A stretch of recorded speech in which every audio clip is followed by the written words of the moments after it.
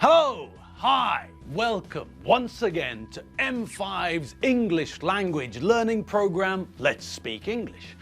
I'm Gav Duncan and I'm here on your TV to help you learn English. Now, are you sitting comfortably? Yes? Good. And are you ready for today's lesson? Yes? Good. Okay, well let's learn English together. Welcome everyone, welcome to the studio again. Yes, it's Monday. It's the start of a brand new week, a week untouched by anything. And it's time for us to get started on this week's English. So, forget the fantastic weekend that you had. It was fantastic, wasn't it? Oh, good. That's great. Weekends are meant to be fantastic fun. And what about Gusti? Did he dance like a mad chicken? Yes? Good. And Margot, did she get enough sleep? Yes? Good. And Nigel, good old Nigel, the source of the sound pollution. Did Nigel enjoy himself, snorting, grunting and squeaking through the day and night? Yes? I thought he would. Okay, so tell the animals to settle down. They know the protocol. Gusti has to calm down for a quarter of an hour. Margot has got to keep out of the way of the TV. And Nigel, well, Nigel has got to keep the noise down. Only for 15 minutes, Nigel, but, well, it's important for us to hear what we're talking about. You can see that, can't you? Of course you can. Right, silence is king. It's time to begin. All right then, let's get stuck in. What were we doing last lesson? Does anyone remember? Of course you do. The gods of English and the chickens of the forest. Don't forget that easily, do they? No, of course not. Last lesson, we had another look at how we can use to and either to agree with positive and negative verbs. Do you remember? We use to after positive verbs to show agreement. Her father is a policeman. My father is a policeman too. And in just the same way, we use either to show agreement after negative verbs. I'm not hungry. She's not hungry either. We put to and either at the end of the sentence to show that we agree with the first idea. We can also express the same idea in a slightly different way using so and neither. We use so with lots of different forms to show that we agree with something. The difference is that when we use so and neither, we don't have to say a full sentence. This is the same idea but shorter. Let's look at an example. If someone tells us that they're happy, then we can say that we're also happy. We can show agreement with them in two ways now. We can use the longer form of stating a full sentence and then adding to at the end of the sentence, or we can use so with the verb to be. I'm happy too, so am I. Now, we can also use so for all the subjects, for I, you, the third person singular and the plural forms too.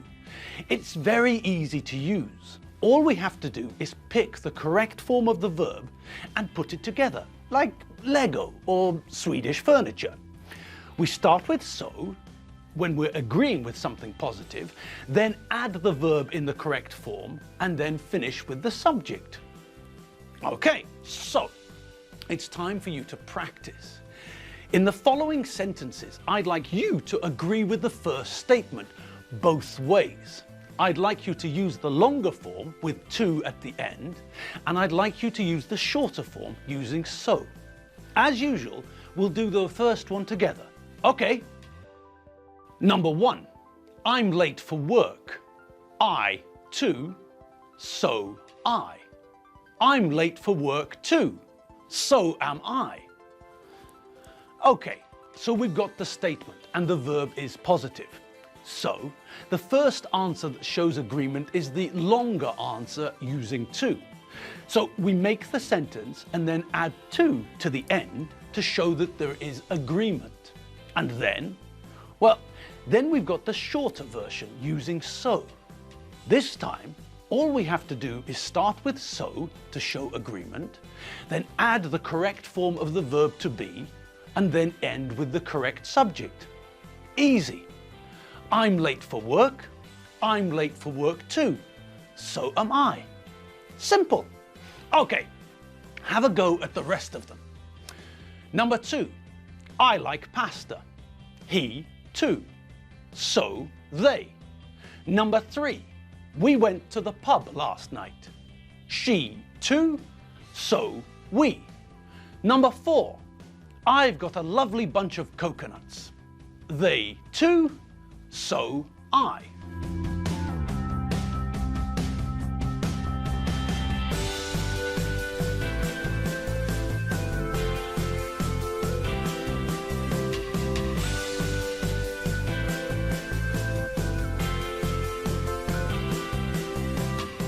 All right, how did you get on?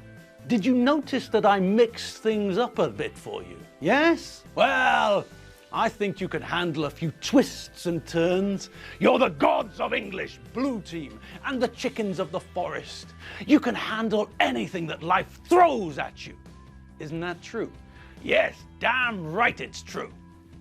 Okay, so it's not difficult, is it? When we use to and so, we use the same verb that the original idea uses. So when we're talking about someone using the verb to be, then we know that we have to use the verb to be. I'm happy too, so am I. Simple, no? Okay, well, we follow the same pattern with other sentences which don't use the verb to be. I'm sitting down too, so am I. Simple, no? Yes.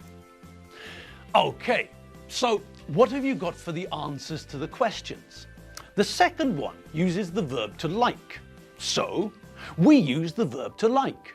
I like pasta, he likes pasta too. So do they. And what did we do there? Yes, that's right. We recognized that there were different subjects involved, so we changed the conjugation. With the first reply, we noticed that we're talking about someone in the third person singular, and we remembered with the verb to like in the third person singular, we have to add an S to the end of the verb. So it's not he like pasta too, but he likes pasta too. I like pasta, you like pasta, he likes pasta, she likes pasta, it likes pasta, we like pasta, you like pasta, they like pasta. All right. And what about the next part? Well, there too, there's a twist, isn't there? Now the subject has changed from he to they. And what does that mean? That's right. That means that we have to correctly conjugate the verb to do. And why are we using the verb to do? Because we use the verb to do in sentences like these, which use the present simple. That means that if the sentence uses the present simple tense, then we know that when we make the short agreement using so, we're going to follow it with the present simple form of the verb to do. I hate tomatoes, so do I. So does she. So do they. They run 3 times a week. So do we. So does he. So do I. All right. That means that if the original sentence is in the present simple, we know that we have to use do or does, one of the 2 forms of the auxiliary verb to do, which we use with the present simple when we're using the so idea to show agreement. Okay, on we go. Next. We went to the pub last night. Okay. The first, longer sentence to show agreement. She went to the pub last night too. Great! And what about the shorter version? That's right. We have to follow suit with the tense in the original sentence, which is the past simple. Okay, so that means what? Well, that means that we're going to use the past simple form of the verb to do, did. So did we. Brilliant! We went to the pub last night. She went to the pub last night too. So did we. Excellent. Next. Aha. This one's talking about possession, and we're using have plus got. I've got a lovely bunch of coconuts. And the longer agreement? Well, the sentence uses they as a subject. So, they have got a lovely bunch of coconuts too. Brilliant. And what about the shorter form? It's the first person singular. So do I. Excellent. I've got a lovely bunch of coconuts. They have got a lovely bunch of coconuts too. So do I. Great. And now, well, let's do something a little bit different, shall we? Let's think about, I don't know, let's think about shopping.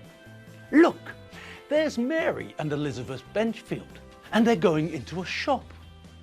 What sort of a shop is it? It's a shoe shop!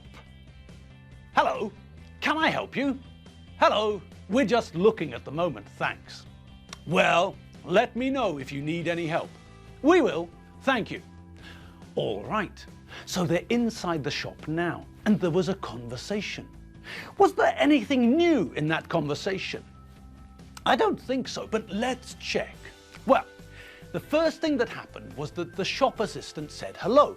The shop assistant greeted the customers. This is normal, isn't it? The shop assistant is there to assist, and the verb to assist is a synonym for to help. So the job of the shop assistant is to help customers. And because the shop assistant is polite, they greet the customers. They say hello to the people when they come into the shop. What else could they say as an alternative to hello? Well, what other greetings do we know? What do we say when we greet people in the morning? And what about the afternoon? And what about the evening? Well, for a start, who remembers when the morning is? That's right. It's from when the sun comes up until noon, 12 o'clock, midday. From noon, 12:01, until about 6-ish, that's the afternoon, and then comes the evening, until about, I don't know, I suppose until about 10 or 11 p.m. Then the night starts. Okay, so let's see how we greet people in a table, shall we? Mabel, Mabel, you've got big green feet. Hop to it now and show us how to greet.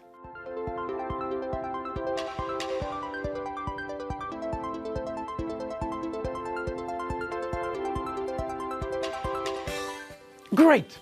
So we know that depending on the time of day, the shop assistant could also say good morning or good afternoon. Normally, the shop assistant wouldn't say good evening. Most shops aren't open in the evening, are they? Now, the shop assistant could also say something else, couldn't they? That's right. They could use a synonym for hello. They could say hi as well, couldn't they? Okay, great. And what did Mary say after she had greeted the shop assistant? Well, the shop assistant asked if they needed help, and Mary replied that they were just looking. So, that's what you say when you go into a shop and you want to have a look around. Maybe you know what you want to buy, maybe you don't. So, you look around the shop, you have a look around, and if you need help or assistance, you call the shop assistant. When you go into a shop in the UK, this is a very useful sentence. It tells the shop assistant that you want some space. You want to have a look around before you decide. And the shop assistant understands this. The shop assistant says, "Let me know if you need any help." This means that they don't want to bother you and they're going to wait for your signal. They'll wait for you to ask for help. They don't want to hassle you, they don't want to bother you, they want you to feel relaxed so that you enjoy your shopping. Okay, well, unfortunately, that's all the time we have for today's lesson. So, until tomorrow, all I can recommend is that you rush over to www.m5tv.hu and re-watch some of our old videos. Okay, people, thanks for watching. I'll see you all tomorrow.